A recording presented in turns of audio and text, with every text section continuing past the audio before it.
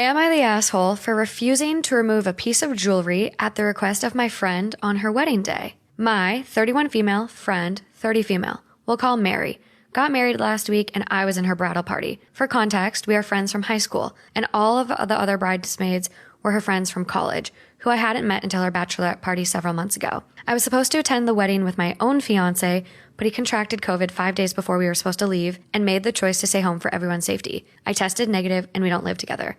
Our 5th anniversary of our first date was 2 months ago, and he got me a beautiful opal necklace on a gold chain, specifically to wear to the wedding because it complemented my bridesmaid's dress. I asked Mary in our bridal group chat if she was all right with us wearing our own jewelry to the wedding. She said no problem. Day of the wedding comes, all of us bridesmaids and Mary meet early in the morning for pictures outside the chapel. Mary sees my necklace and loves it, and actually asked if she could switch her necklace with mine. Some other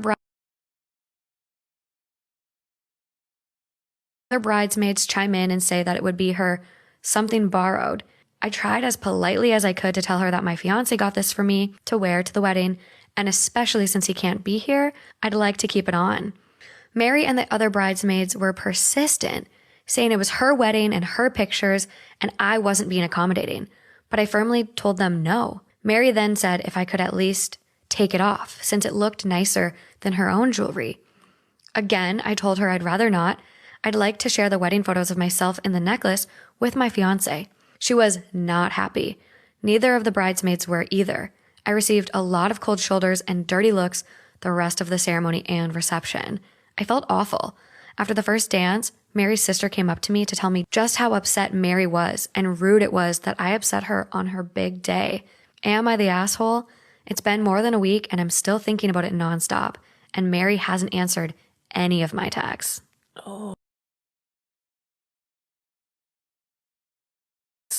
Oh man, that one's kind of hard. I mean, first of all, if a necklace ruins your fucking wedding, girl, you got bigger problems. Oh my God. A necklace, bitch? Do you want to see it? Yeah, I want to see it.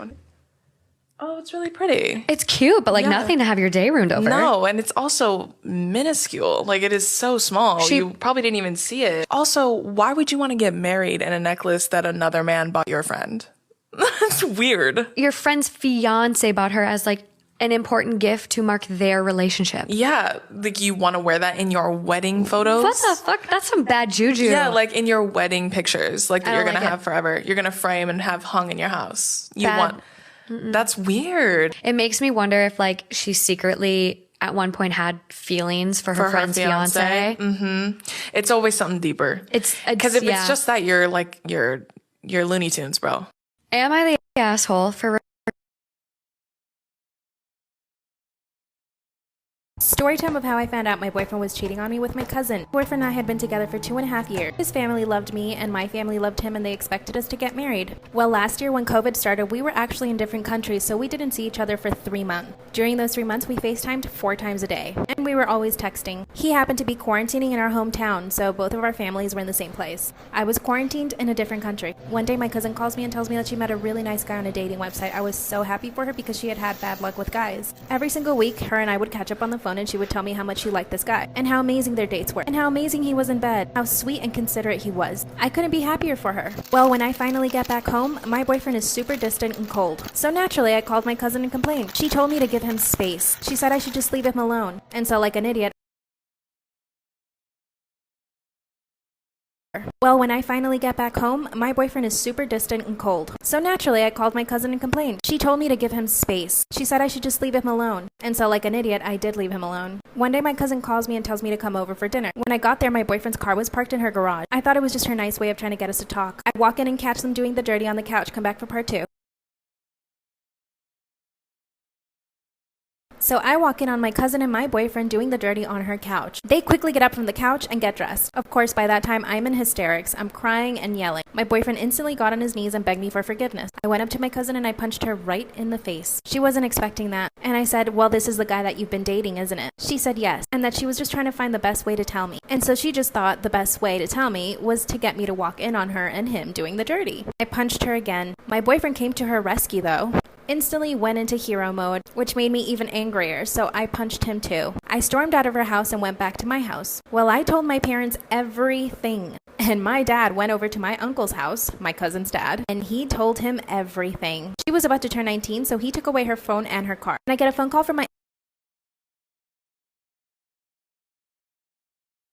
Am I the asshole for refusing to buy my stepdaughter a car like my daughter's? My daughter and her stepsister don't have the best relationship, mainly because my husband's ex hoped they would get back together and kept poisoning her. My daughter would share stuff with her until she kept ruining them on purpose. That was when my husband made a rule that they can't borrow from each other, and I stay out of it because she refuses to see me as a parent.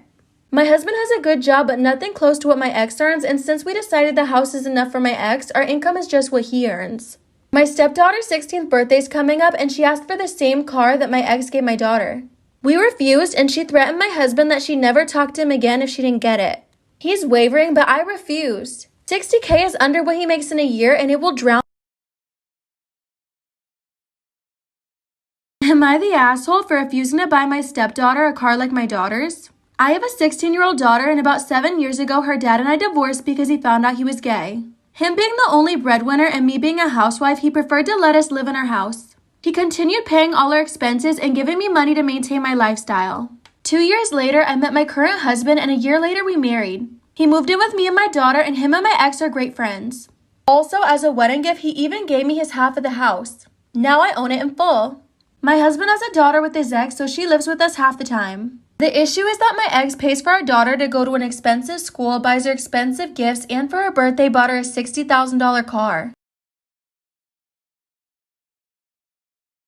Am I wrong for canceling my wedding even though it's tomorrow? This morning I woke up to a bunch of texts from my sister who lives 14 hours away. She's been pregnant for a little less than 5 months. She was supposed to be the maid of honor at my wedding, but she delivered the news that the doctor told her that she had a miscarriage. I can only imagine the grief my sister is going through. She can't attend my wedding, and even though everything is already booked and we had some guests flying in for the wedding, I just can't have it without her. I thought my fiance would understand, but instead he got extremely upset. We've been planning this date for a while now because it's his mother's birthday and very special to him. But it would make my sister devastated if I had it without her, since I know she was looking forward to it. She said she just wasn't ready to celebrate anything at the moment, and as her sister, she feels like it's my responsibility to comfort her. It's early in the morning where I live, and we're prepared for the wedding tomorrow, but I can't stomach having my special day without my sister. Oh, I wouldn't want to either. Oh my god, this is hard. I understand both sides. I told my fiance that after I finish writing this, I'm going to start packing. I need to be with my sister right now. I know everything has been planned out, and I'm ruining a lot by doing this, but I have to put my family first. My fiance is definitely mad at me and called me an asshole because of it. So, I was wondering, am I the asshole for canceling my wedding last minute to be with my grieving sister? Okay, there's a lot that goes into this.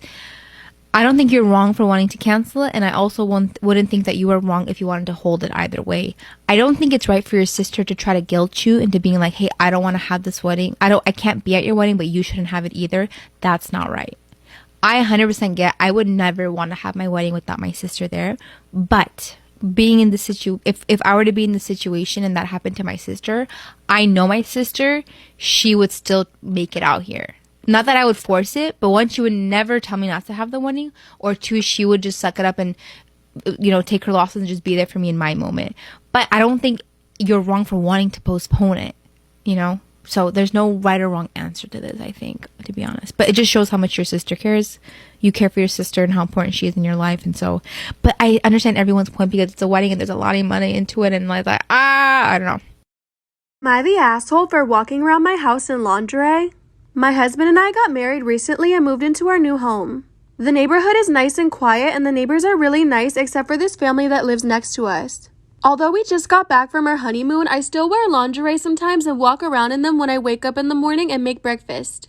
The other day I was in the kitchen preparing coffee while my husband was out and heard a knock on the door. I grabbed my robe and opened the door and found the next door neighbor. He said his 7-year-old kid's window is facing our living room and his daughter uses binoculars and saw me wearing inappropriate clothes while walking in the living room. I was taken aback, and it turns out the daughter uses her binoculars to watch the yard, but she peeped through our large...